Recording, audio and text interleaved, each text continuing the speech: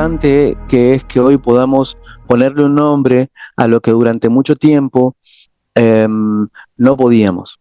Y no es porque el trauma sea una palabra nueva, en realidad el trauma es una palabra antiquísima, sino a que hace unos pocos años hemos podido conectar dos grandes campos del saber que son los estudios sobre la violencia y el trauma. Es muy importante cuando trabajamos con trauma de entrada tener en cuenta este principio básico, según el cual deberíamos sospechar que todo el mundo puede haber tenido un trauma hasta que se demuestre lo contrario, ¿no? Esto nos permite tener un cuidado informado en trauma, como llamamos hoy por hoy, y no, digamos, retraumatizar o revictimizar a las personas que han vivido trauma.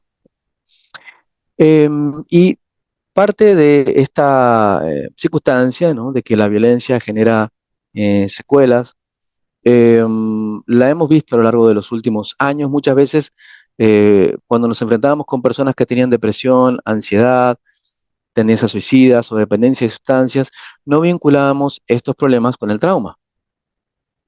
Pero no porque no estuvieran vinculados, sino porque no se habían socializado todavía modelos que nos permitan entender el trauma, eh, como entendemos hoy, como la posibilidad de producirse a partir de experiencias repetitivas de maltrato, de abandono, en la infancia sobre todo, ¿no? Hoy que este modelo vinculado a la violencia está presente, podemos entender que muchas personas que antes eran calificadas como personas que solo tenían un trastorno de ansiedad, en realidad tienen ansiedad, pero como producto de una experiencia de trauma previa, ¿no?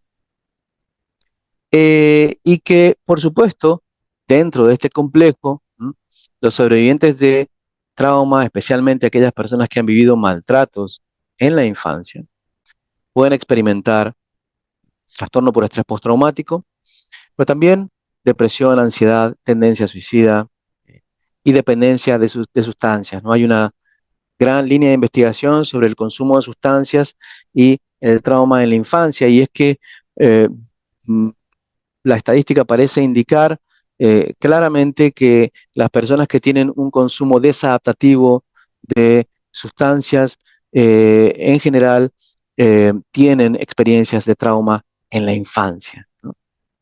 Entonces, ¿es posible trabajar con las personas sin tener en cuenta estas experiencias adversas en la infancia, estas experiencias de maltrato, de abandono, de descuido? Muchas veces tienen que ver con experiencias de maltrato en la infancia, pero también muchas veces tienen que ver con experiencias de racialización, personas que son discriminadas por su origen en un mundo que, como sabemos, cada vez más parece em, eh, recrudecer las prácticas y blanquear las prácticas de intolerancia, ¿no?, y de exclusión. Entonces, em, el maltrato en la infancia, el dolor infantil, el dolor en etapas tempranas del desarrollo, no solamente modifica em, psicológicamente la manera de ver el mundo de una persona, sino que también modifica la manera en la que su cerebro se comporta y se estructura. Y esto es lo primero que tenemos que decir. El trauma deja secuelas siempre. ¿M?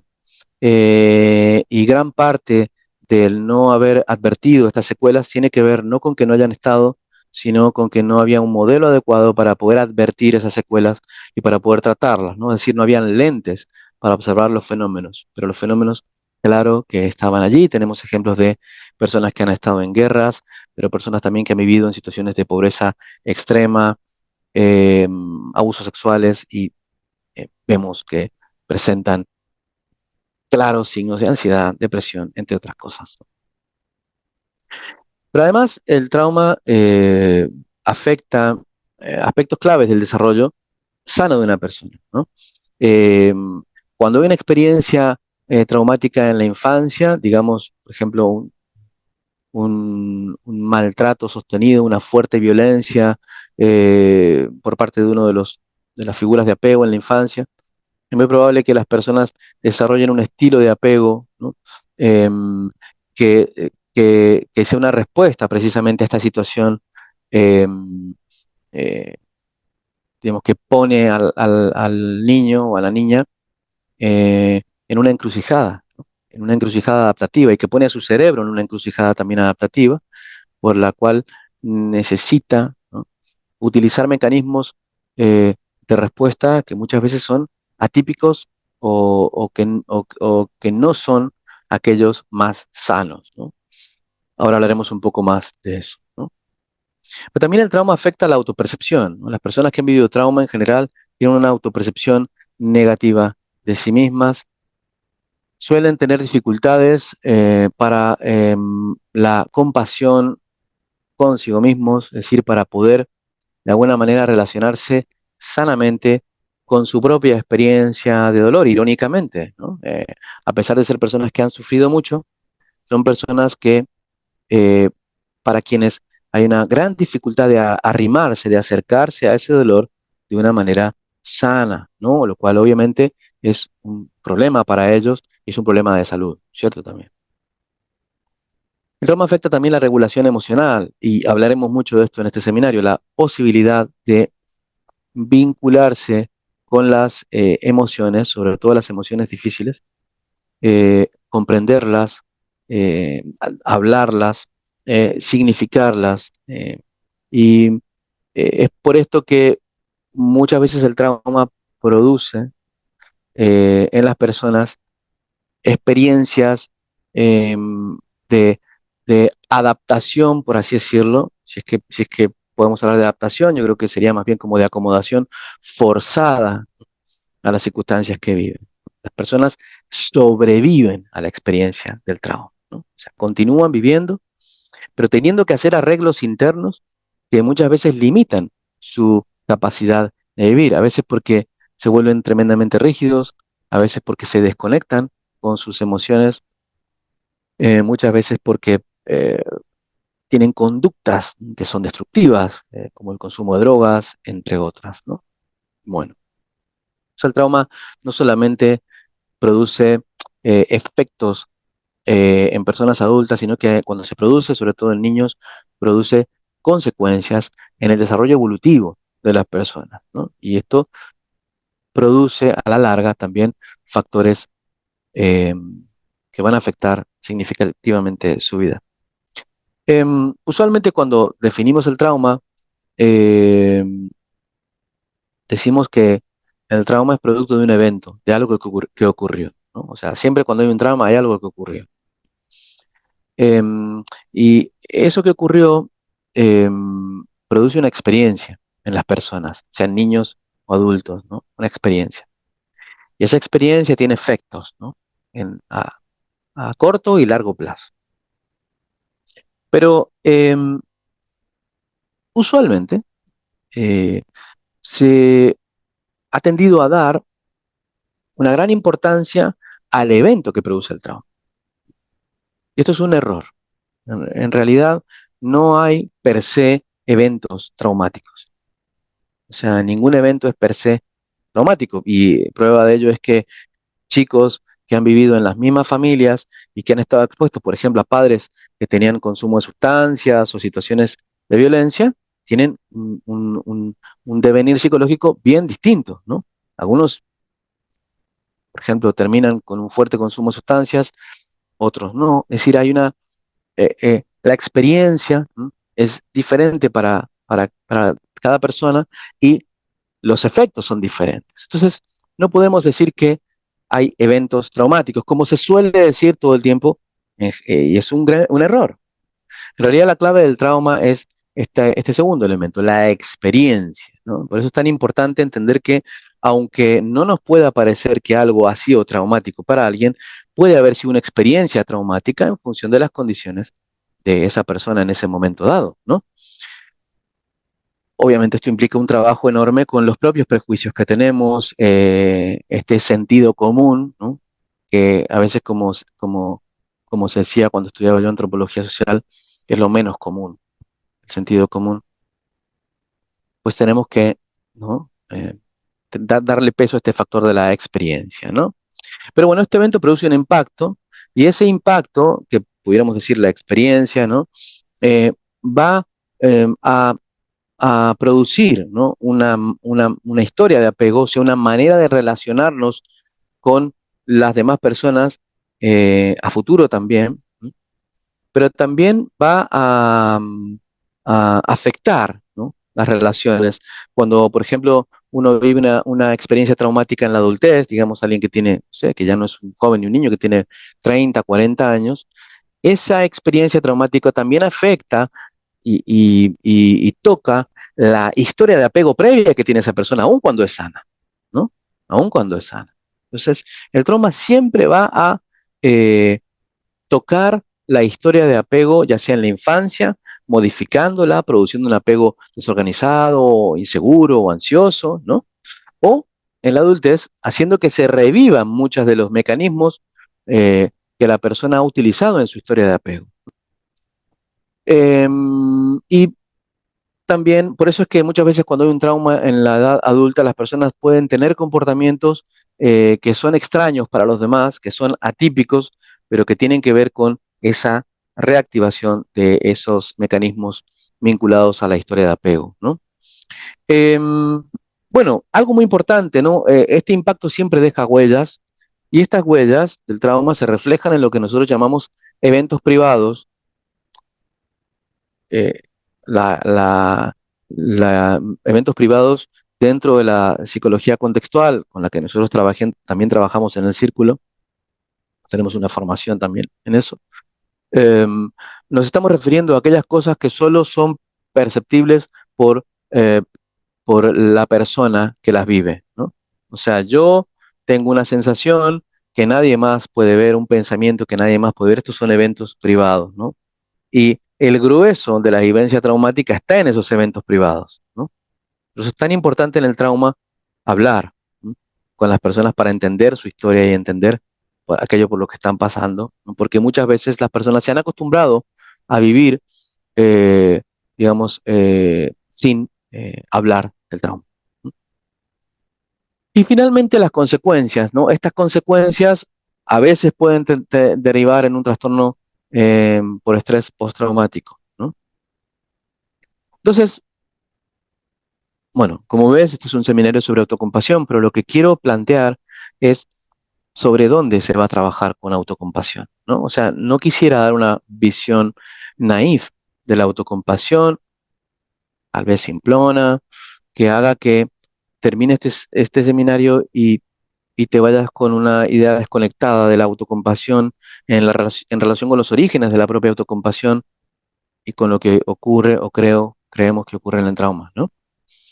Pero lo cierto es que esto es muy importante porque en este gráfico que está aquí puede observarse el trauma y cómo el trauma produce estrategias maladaptativas de afrontamiento, ¿no? Eh, Estas estrategias maladaptativas de afrontamiento, em, bueno, tienen que ver con lo que hemos mencionado, con que muchas veces se ha afectado la historia infantil de estas personas. Entonces, estas estrategias de maladaptativas de afrontamiento, como evitación, agresión o disociación, son estrategias que comenzaron en la infancia, ¿no? Em, Esto puede llevar a el abuso de sustancias o problemas interpersonales, entre otros, ¿no? Es decir, la dificultad que las personas que han vivido trauma tienen para vincularse con su cuerpo, con sus sentimientos, porque la experiencia del trauma es desbordante eh, para el mundo psíquico y el mundo, y también para el cerebro de las personas, hace que eh, realmente podamos decir que el gran reto en el trauma es cómo hacer para que las personas puedan, digamos, establecer una conexión sana, directa y progresiva con su propio cuerpo y con sus propias emociones, ¿no? Esa es una clave que vemos en los estudios nuevos sobre el trauma, ¿no? Si no se trata de una comprensión cognitiva, lo que hace falta, aunque esa comprensión cognitiva es muy importante, pero es insuficiente, ¿no? Es decir, el gran reto con el trauma, dado que el trauma opera en estructuras del cerebro que son estructuras muy vinculadas a la emoción y a la supervivencia y por tanto son estructuras antiguas, no son las más nuevas. Nuestro cerebro se ha ido desarrollando a lo largo de muchos años, ¿no? Y entonces en ese desarrollo de nuestro cerebro, en, pudiéramos decir que las estructuras primeras que se van desarrollando en nuestros ancestros son estructuras vinculadas a la conservación de la vida, ¿no? Las más básicas, ¿no?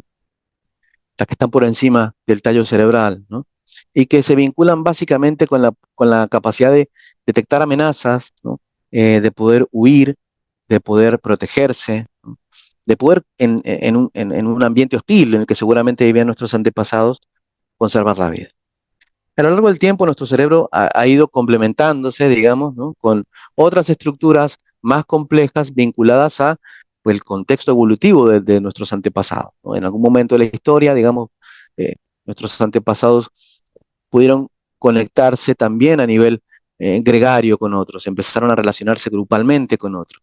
Entonces nuestro cerebro desarrolló estructuras vinculadas a la emoción, al sentido de pertenencia y a la capacidad de sentirnos nuestro propio cuerpo, ¿no? Para conectarnos con otros también. Y las últimas estructuras que se desarrollan en el cerebro son estructuras, eh, digamos, en las que se definen por una zona del cerebro que entre otras es el neocórtex, ¿no? El córtex nuevo, la corteza nueva, la parte, ¿no? exterior, digamos, del cerebro. Y esa parte exterior, si bien es muy especializada, es tremendamente útil para entender lógicamente en muchas experiencias y para también relacionarse con las experiencias sensoriales, es realmente una estructura que se desarrolla posteriormente. Y el trauma afecta sobre todo a estructuras anteriores evolutivamente a ellas, ¿no?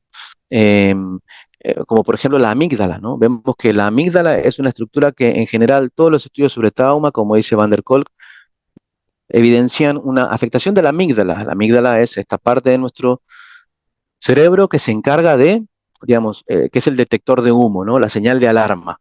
Cuando vemos que alguien nos persigue o cuando vemos que estamos en peligro, la amígdala se activa, ¿no? Y entonces comienza un proceso de lucha, de huida o de congelamiento, ¿no? Bueno, las personas que viven trauma están en general en constante alarma, eh, una constante tensión, y esto hace que muchas veces para lidiar con esta tensión recurran a estrategias también primitivas de comportamiento y que muchas veces tengan que ver con interrumpir, ¿no? Las sensaciones físicas, eh, como vemos aquí, ¿no? Lo cierto es que esto no deja de producir, somos seres sociales, ¿no? Culpa, vergüenza, ¿no? La fantasía muchas veces de volver a vivir el trauma. Y porque parte de nuestro córtex se encarga de fantasear, ¿no? De hacer hipótesis sobre el futuro. Y una persona que ha vivido trauma usualmente va a hacer hipótesis vinculadas a al protegerse, ¿no? Al evitar aquello que potencialmente pueda hacer que se reviva esta circunstancia. Entonces, esto lleva muchas veces a vergüenza, a culpa, que por supuesto influye nuevamente en estas estrategias de afrontamiento y se produce un círculo, ¿no? Vicioso, digamos, en el cual la persona queda atrapada. Es decir, lo que hace para poder solucionar el problema es el problema mismo, diríamos, ¿no? Es decir, que ahora la persona tiene el problema del trauma más el problema de su propia respuesta al trauma que lo mantiene encerrado en ese ciclo. Esto es muy importante, ¿no? Porque todas las estrategias de trabajo con trauma van a intentar trabajar a un nivel diferente y diferenciado, ¿no? Que permita justamente incidir en estas estructuras del cerebro que estamos hablando, ¿no? Un elemento muy importante y muy vinculado con la autocompasión en el trauma es la regulación emocional, que básicamente, como decía recién, es la capacidad para entender qué me está ocurriendo y manejarlo, ¿no? La regulación emocional es esto que me permite, por ejemplo, saber que no me siento cómodo en un lugar, poder conectar con esta sensación de incomodidad, poder elaborar el qué es lo que me está ocurriendo y eventualmente poder ir con alguien y decirle, oye, no me siento cómodo, hagamos algo, cambiemos algo, esto es lo que me está pasando, ¿no?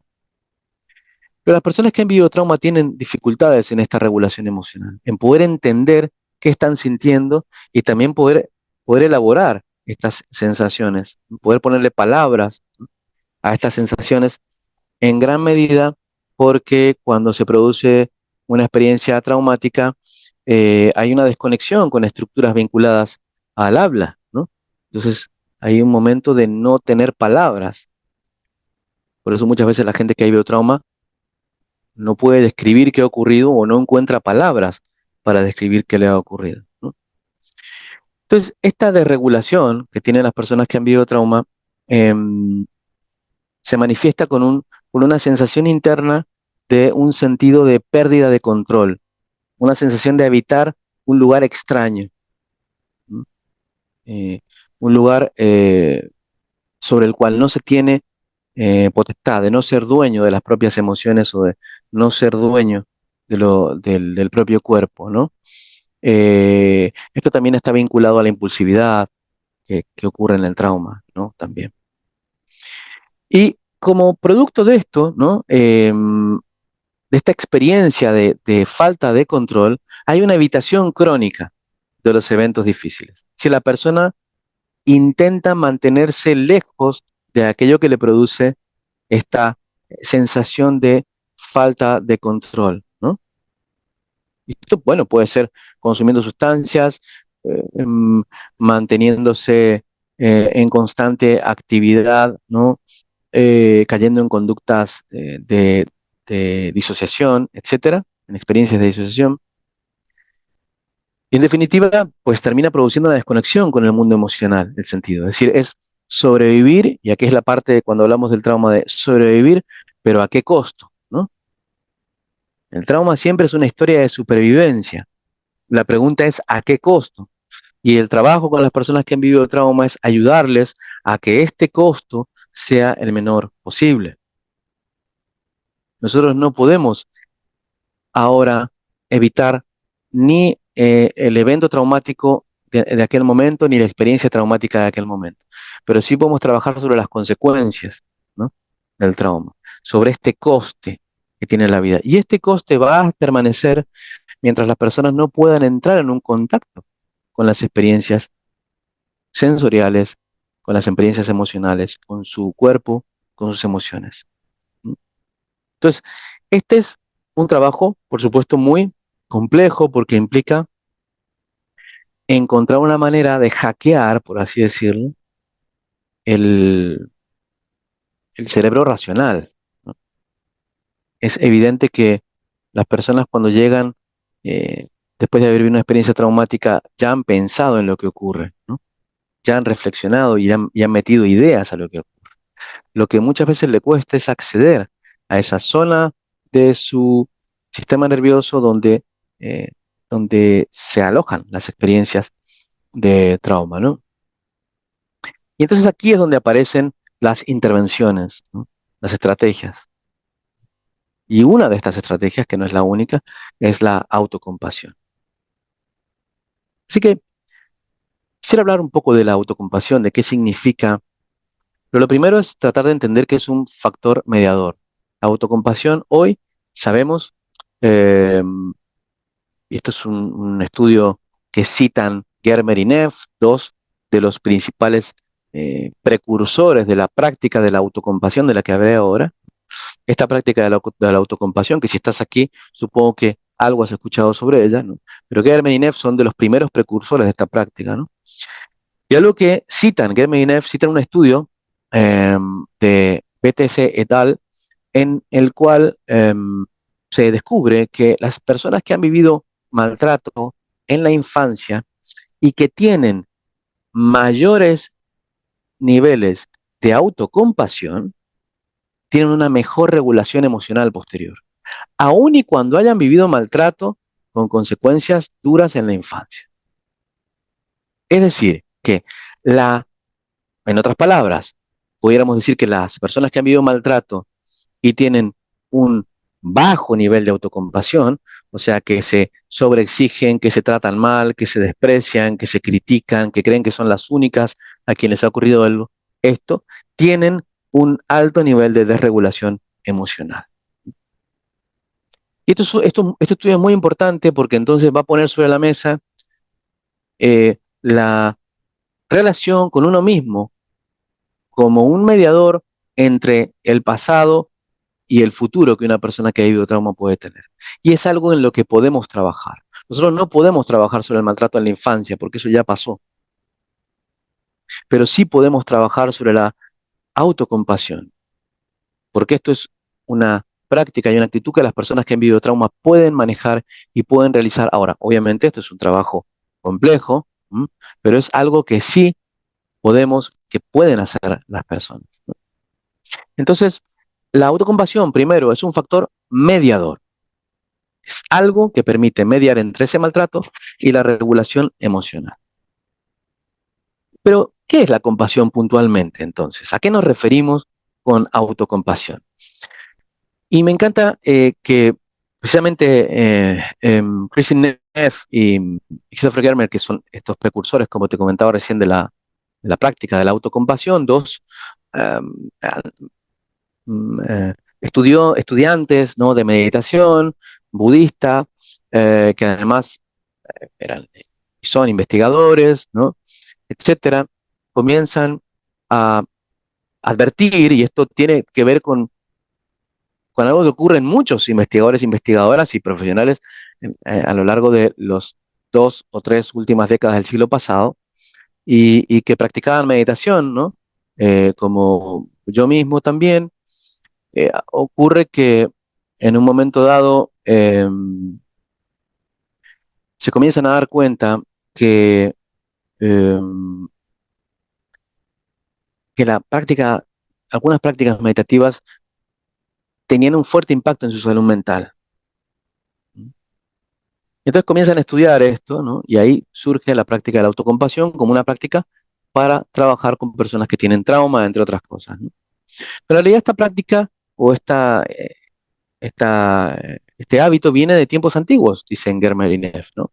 En tiempos antiguos, el Buda prescribía, ¿no?, la amabilidad y el sentido de humanidad compartida y la conciencia plena para enfrentar el miedo irrealista en los monjes o en los estudiosos del budismo. Es decir, que intuitivamente, sin que estas personas fueran científicas, sabían dentro de la tradición budista, ¿no?, y de la psicología budista, que es una tradición filosófica, ¿no?, eh, pero que tiene un alto componente de observación, ¿no?, eh, y descripción de estados mentales, sabían que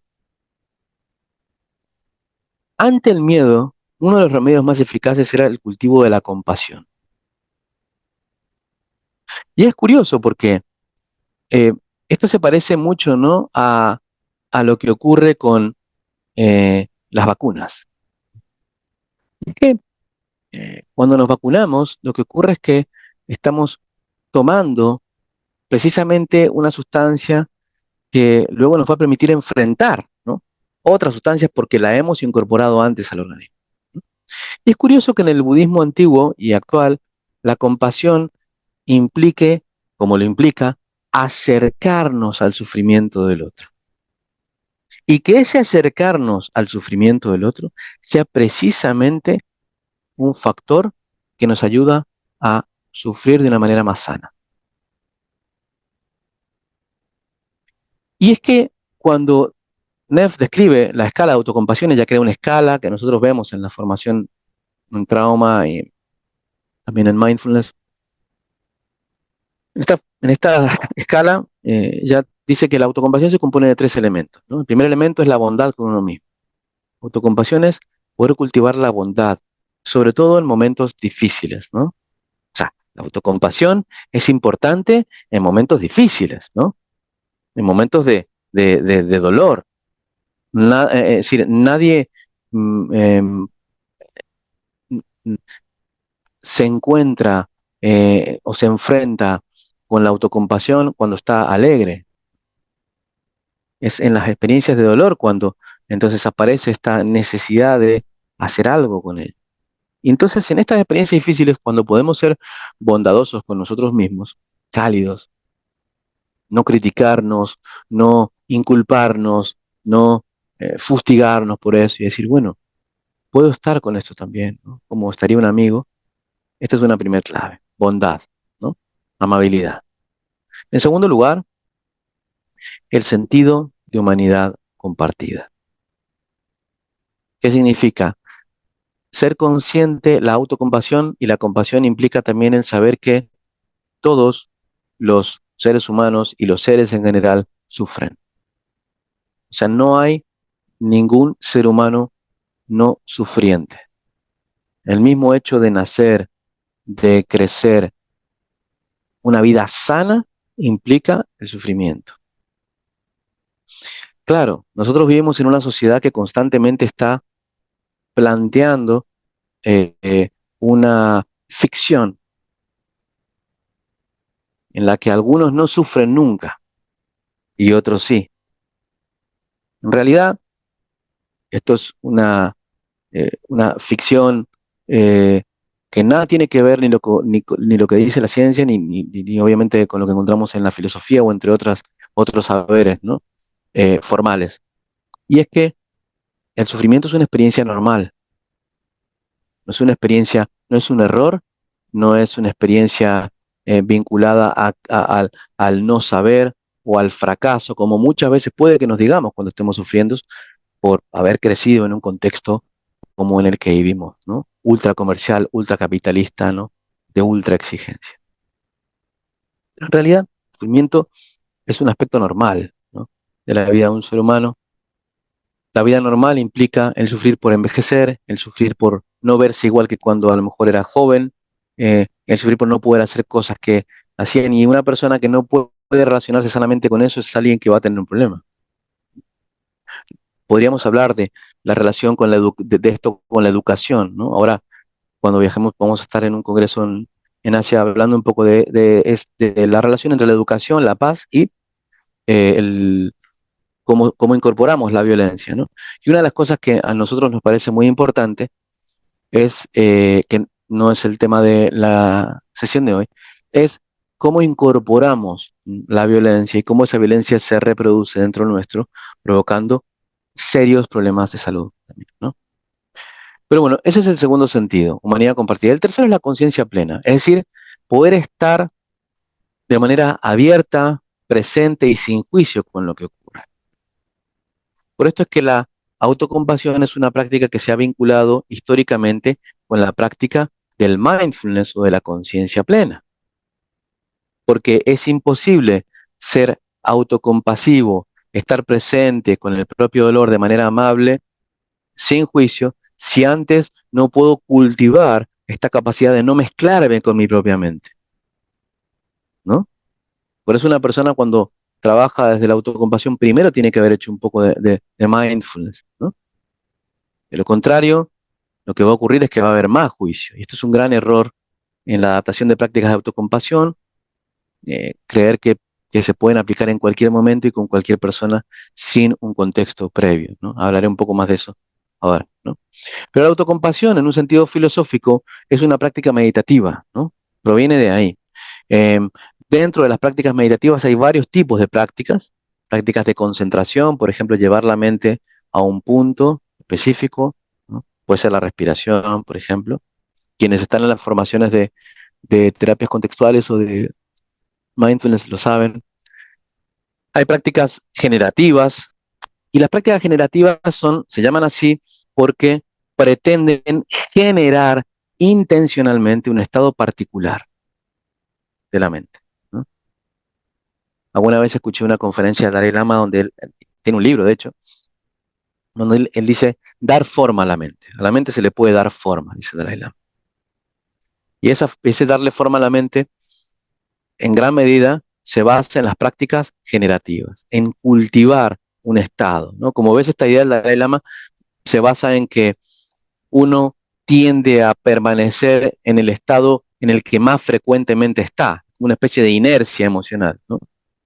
Si yo estoy constantemente iracundo y enojado, lo más probable es que ese estado anímico, ¿no? Persista. Y por eso es que las prácticas de autocompasión son prácticas en las que intencionalmente se busca generar un estado de amabilidad y compasión en una persona que usualmente no es compasiva o no tiene estas vivencias y que muchas veces no lo es consigo misma. Por eso es una práctica generativa. Es decir, es intencionalmente cultivar un estado emocional. Esto se puede hacer, ¿no? Y es un estado benéfico, en este caso la compasión, ¿no? Entonces, esto es una práctica generativa que se practica en conjunto con la práctica de mindfulness o de conciencia plena, ¿no? Y entonces, esta práctica generativa de la que hablábamos, la práctica de la autocompasión, eh, es importante mm, tener en cuenta que no es la autocompasión, ¿no? La autocompasión, a propósito de lo que comenta alguien en el chat, ¿no? Que no lo puedo leer siempre, pero acabo de ver y me gusta mucho leerlo, pero a veces no puedo, por si ponen algo ahí. Eh, pero es que la autocompasión no es digamos, el estado de negación de la responsabilidad personal. No es decir, yo no soy responsable de nada, ¿no? Y tampoco es el, el sentir que soy el único que sufre, ¿no? Eh, y ni el que más sufre. Eh, Sino que, por el contrario, la autocompasión es un sentido de eh, interés genuino por el propio sufrimiento, ¿no? Desde la perspectiva de que todos los seres humanos sufren, ¿no? Por esto es que la autocompasión y la compasión van de la mano. Es imposible practicar autocompasión sin practicar la compasión, ¿no? Y a veces en el acompañamiento de personas que han vivido trauma podemos practicar la compasión hacia otras personas, ¿no? Que sufren y también es hacia nosotros mismos, ¿no? Eh, y hay tres elementos, ¿no? Que se producen en el estrés post-trauma.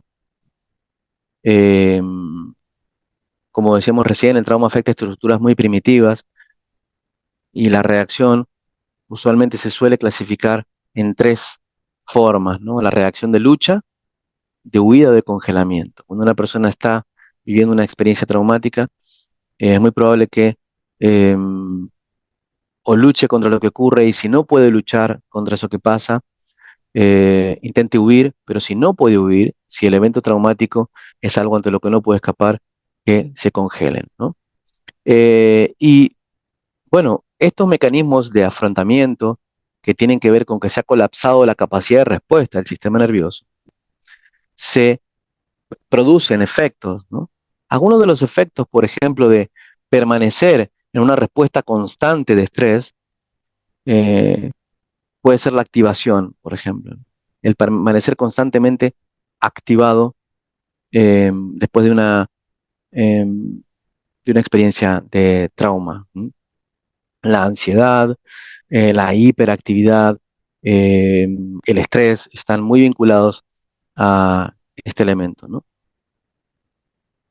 También el estrés se puede sentir como una evitación, una dificultad para estar con las vivencias difíciles, una dificultad para conectar, ¿no? Con lo que nos ocurre de manera genuina.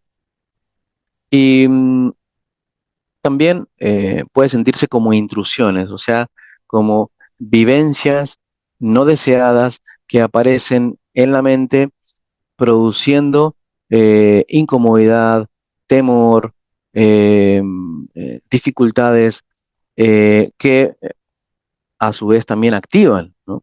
La evitación hacia esas mismas intrusiones, ¿no? Entonces, la práctica de la autocompasión se desarrolla como una forma de trabajar, ¿no? Con estos mismos síntomas del estrés post-trauma, ¿no? La idea de amabilidad, ¿no? Con uno mismo es una forma de regular la activación o la hiperactivación.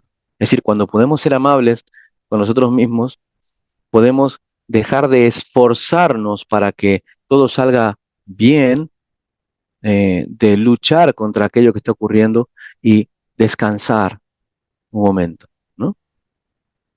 Eh, la amabilidad es un excelente antídoto contra la lucha, la hiperactividad y la activación, ¿no? Pero la humanidad compartida nos permite también em, entender que todos sufren y que en realidad eh, las respuestas ante el dolor no son solo mías, que yo no soy el único que está sufriendo, que mi sufrimiento puede ser por esta circunstancia, pero mi sufrimiento en tanto sufrimiento es el sufrimiento que puede tener cualquier ser humano, ¿no? Y la conciencia plena es muy importante porque nos ayuda a trabajar sobre las intrusiones, o sea, sobre aquellas vivencias que aparecen en la mente de las personas, por ejemplo, pensamientos de volver a ser secuestrado en una persona que fue secuestrada, o de morir, o eh, sensaciones, ¿no? de tremenda angustia. eh, y mindfulness es una forma muy eficiente de trabajar con ello. Y lo es por la siguiente razón. Porque en realidad, como dice Van der Kolk, nuestro cerebro pensante, que está ubicado entre otros lugares en el área prefrontal dorsolateral, córtex prefrontal dorsolateral, no tiene acceso a este, esta señal de humo que tenemos en nuestro cerebro y que se activa en el trauma, que es la amígdala. Por esto es que las personas, aunque piensen, no pueden llegar a calmar esta sensación de hiperactivación, de evitación, o a trabajar sobre las vivencias de disociación, porque no, el cerebro pensante no sabe dónde está la amígdala, no puede conectar con la amígdala, no sabe dónde está.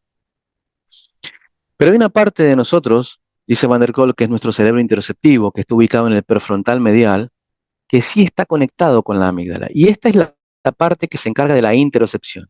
¿Qué es la interocepción? Bueno, la interocepción es la capacidad para sentirnos por dentro, para sentir mi propio cuerpo, para conectar con mi respiración, para conectar con las emociones. Esa es la interocepción. Y es la interocepción la clave del trabajo con el trauma, porque cualquier posibilidad de regulación, de volver a encontrar un equilibrio ante estas vivencias fuertes de activación, por ejemplo, en el post-trauma, depende de que yo pueda, una vez más, acercarme poco a poco y de manera segura a esta sensación de activación de la amígdala. Pero para poder acercarme de manera segura, entonces, va a hacer falta trabajar de manera que las personas puedan poco a poco sentirse, sentir su propio cuerpo de manera organizada y de manera progresiva, ¿no? Pues el mindfulness y la autocompasión son dos prácticas que tienen mucho sentido porque justamente el mindfulness opera en la interocepción. La práctica de mindfulness no es una práctica lógica, no se trata de pensar, sino de sentir el propio cuerpo. Hay una práctica que es el body scan en mindfulness, en donde se siente cada una de las partes del cuerpo, ¿no? Nosotros la vemos aquí en la formación. Pies, piernas. Poco a poco puedo comenzar a conectar con estas partes del cuerpo que están por debajo del radar prefrontal, dorsolateral. Y la autocompasión es una práctica que involucra al mindfulness y que además intenta cultivar esta amabilidad. Entonces no se trata de pensar ni de hablar de esto, sino de poder sentir la sensación de tensión, de eh, pánico de manera progresiva, de angustia, con una actitud de apertura y de compasión, ¿no? Obviamente esto es un trabajo complejo, ¿no? Pero que jamás se puede realizar si pretendemos elaborar lógicamente el trauma, ¿no? La elaboración lógica del trauma suele venir después, ¿no? El darle un sentido al trauma, el entender por qué pasó, el entender cómo seguir. pero eso es posterior. Entonces, esto es una base neuropsicológica o neurofisiológica de la práctica de la autocompasión, la que estoy mostrándote aquí. ¿Mm? Em, Quisiera entonces hablar un poco de cómo la compasión en el acompañamiento post-trauma puede tener sentido, ¿no? O sea, el para qué de la autocompasión. Primero a corto plazo porque nos puede ayudar trabajado de manera que podamos, como decía recién, comenzar a construir la capacidad de tolerar y transformar las memorias traumáticas que ocurren y que aparecen en los momentos de trabajo, ¿no? Cuando aparecen las vivencias traumáticas, poder acercarnos a estas vivencias difíciles con una actitud de autocompasión, de conciencia plena, nos va a ayudar a la persona a transformar esas memorias traumáticas, ¿no? ¿Por qué? Porque va a impactar sobre la interocepción y esta interocepción me va a permitir eh, ir acercándome poco a poco a esta activación de la amígdala, en este caso, en este ejemplo que puse, y poder comenzar a disminuir la evitación experiencial que se produce. Ya no va a tener sentido eh, digamos, hacer otras cosas para enfrentar esas sensaciones. Si yo puedo poner conciencia allí, entonces yo puedo poco a poco ir desarrollando lo que llamamos resiliencia, ¿no? Capacidad de recuperarme del trauma. Pero a largo plazo no se trata solamente de poder tolerar y transformar las memorias traumáticas, sino también eh, de poco a poco exponerme a las sensaciones difíciles sin evitarlas. Es decir, por esto es que se recomienda que las personas también cultiven un estado de autocompasión en su vida cotidiana. O sea, que puedan también, cuando viven experiencias de estrés o de tensión, repetir frases de autocompasión, ¿no? Respirar profundo, cultivar la conciencia plena, volver al cuerpo, ¿no? Para ir poco a poco accediendo a estas zonas cerebrales, ¿no?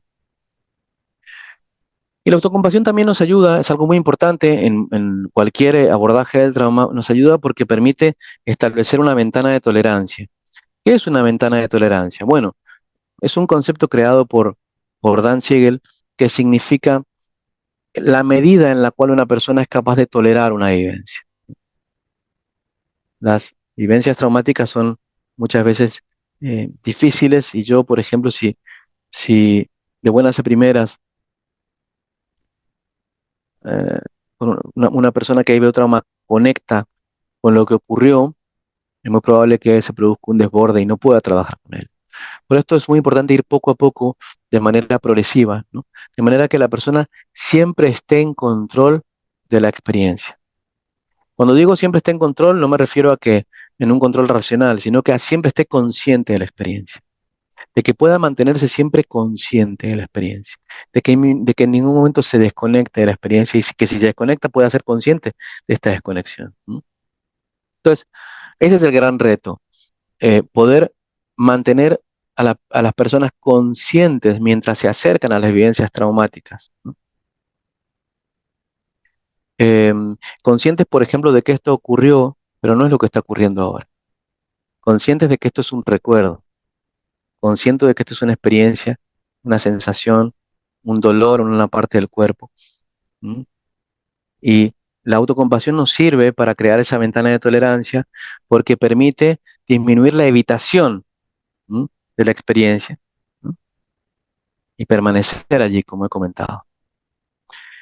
Y también la autocompasión sirve en los abordajes de trauma porque permite conocer y practicar formas de autocompasión también en otros momentos, dice Neff y Germer, por ejemplo, el, el tomarse la medicación o el hacer deportes o el llorar o muchas veces el tener temor a salir son excelentes oportunidades para practicar la autocompasión. No olvidemos que las personas que han vivido trauma suelen culparse por no poder salir, por tener miedo a hablar con los demás, por tener miedo a tener relaciones sexuales. Entonces, la autocompasión también sirve en aquellos momentos claves de la vida en las que una persona, por ejemplo, que tiene dificultades en relación con la sexualidad, siente un alto nivel de temor. Y esto es un factor que nos ayuda muchísimo a prevenir toda la crítica, toda el juicio, ¿no?, que obviamente va a interferir con la capacidad de estar de manera amable con lo que ocurre, ¿no? Pero la autocompasión también es una actitud de vida que se cultiva y que debe ser cultivada por quien acompaña a alguien que ha vivido trauma, ¿no? Tanto, por ejemplo, si es alguien que está en atención primaria o alguien que está ya en trabajo con tratamientos o un profesor de escuela que tiene alumnos que han vivido trauma, también es importante eh, es que si se involucra en esta práctica también pueda cultivar la autocompasión consigo mismo, consigo misma, ¿no? No solo porque le va a dar una comprensión en primera persona, sino también porque le va a dar una coherencia interna a esa práctica, ¿no? Una coherencia interna a esa práctica. Em, las personas aprenden mucho más de lo que ven que hacemos, de aquello que decimos que hay que hacer. Quería, antes de hacer una breve práctica de autocompasión con vosotros, con quien quiera hacerla conmigo, y agradecerles la convocatoria de hoy. Estoy muy contento de que seamos tantos aquí y de que lo que podamos ver aquí también pueda, si es posible, puedas continuar discutiendo esto, ¿no? Al nivel personal o con tus colegas. Em, unas recomendaciones, ¿no? Para aquellas personas que desean conocer más sobre esto, ¿no? Primero, eh, la práctica de la autocompasión nunca debe ser realizada desde la perspectiva de un perfeccionamiento personal. No es una práctica de perfeccionamiento personal, no es una práctica para ser mejor ni para ser más perfecto, más fuerte, más hábil, ¿no? Esto es una muy mala manera de hacerlo, porque sería hacerlo desde todo lo contrario, desde una autoexigencia enorme, ¿no? Eh, en realidad, el modelado de esta práctica, o sea, la manera en la que nosotros intentamos hacerla cuando trabajamos con autocompasión, es no, que esto no es una invitación a sentirse bien, sino a estar compasivamente con lo que sea que ocurre, ¿no? O sea, es mejor ser una persona que triste y dificultosamente está siendo compasiva consigo mismo, que ser un irritado, una persona irritada que busca el éxito, ¿no? Entonces, es importante aprender a fracasar y a dejarse sentir la capacidad de bajar la guardia, ¿no? Y aceptar, ¿no?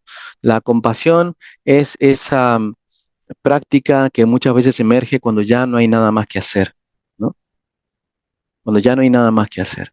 ¿Qué hacer cuando ya no hay nada más que hacer? Y ahí es cuando muchas veces cultivamos la autocompasión de manera natural, decimos, pues esto es lo que hay, ¿no? Esto es lo que hay dolor, pero aquí estoy, ¿no? La compasión emerge muchas veces, ¿no? Cuando alguien muere de manera natural, ¿no? No hay nada más que hacer. No hay ningún éxito ni ninguna cosa que ganar. Somos humanos, ¿no? Y esto es lo que hay. Entonces, esta es la primera cuestión y es una de las razones por las cuales esta práctica se realiza de una manera equivocada cuando se hace de manera fácil, liviana o light, ¿no?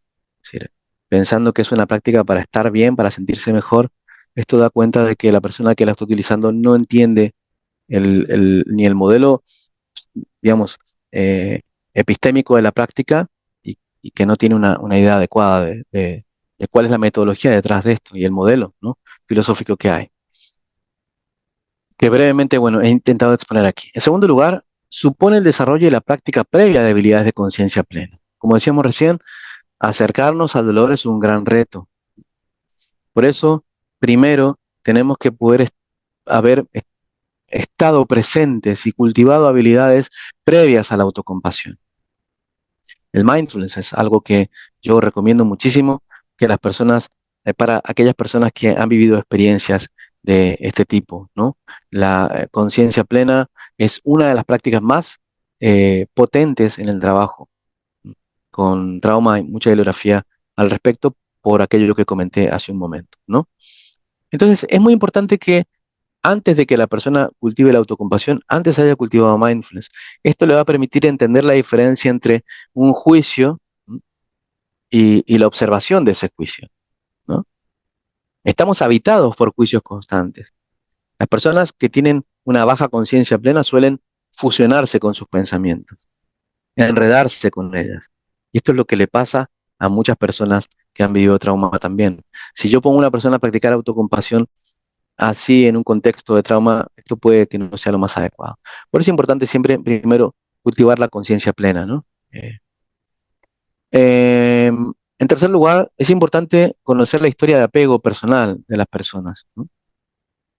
No todos los seres humanos son iguales y hay un concepto muy interesante de Christine Neff que se llama backdraft, que es cuando un bombero, por ejemplo, abre la puerta cuando hay un incendio, lo que ocurre es que el fuego en realidad se amplifica, ¿no?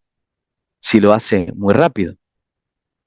Entonces, por eso tiene que hacerlo lentamente para evitar ese efecto del viento, ¿no? Ese rebote, digamos. Cuando estamos trabajando autocompasión, a veces puede pasar que las personas tengan este efecto del backdraft, ¿no? Em, y entonces es importante conocer su historia de apego, pero también es importante saber que las personas, cuando trabajan autocompasión, es normal que tengan cierto nivel de backdraft. Y esto es que se enfrenten con el dolor, que se ven muchas veces sobrepasados. Y esto no está mal tampoco, ¿no? Pero es importante monitorearlo y disminuir cualquier efecto, digamos, iatrogénico que pueda perjudicar a las personas al máximo. Por esto es que aquí el concepto de ventana de tolerancia es tan importante, ¿no? Y nosotros lo trabajamos mucho en la formación en trauma, que es identificar el nivel de trabajo en el que una persona puede estar trabajando sintiendo que es un reto, pero pudiendo lidiar con eso, ¿no? Entonces, esta ventana de tolerancia es diferente en cada persona y quien trabaja con alguien que tiene trauma debe saber cuál es esa ventana de tolerancia para no sobreexponer a las personas a las experiencias, ¿no? Muy importante, ¿no? Cuando trabajamos con autocompasión, primero conocer la historia de apego personal y en segundo lugar, eh, trabajar con esa ventana de tolerancia. Por último, debe insertarse esta práctica en un contexto de trabajo coherente, ¿vale? Es decir, no podemos trabajar autocompasión con cualquier tipo de abordaje ni bajo cualquier punto de vista. Esto requiere un enfoque adecuado, ¿no? Eh, Coherente con la visión neuropsicológica y la visión que se ha planteado aquí, al menos, ¿no? Coherente con la idea de que los seres humanos pueden observar sus vivencias, de que no somos solo pensamiento, de que el pensamiento es algo que tenemos, pero no es lo único que somos, de que somos conciencia, ¿no? De que el cuerpo es importante, etcétera, etcétera, ¿no? No podemos insertar esta práctica en cualquier lugar, es una de las fuentes también de grandes errores y equivocaciones, creo yo. Y por último, es una técnica que requiere entrenamiento para utilizarse adecuadamente. No es una técnica que se puede utilizar, ¿no? Por cualquiera, en cualquier momento, no es una receta mágica, ¿no? Es algo que requiere entrenamiento, ¿no? Muchísimas gracias a todos por estar conectados, gracias por vuestra presencia.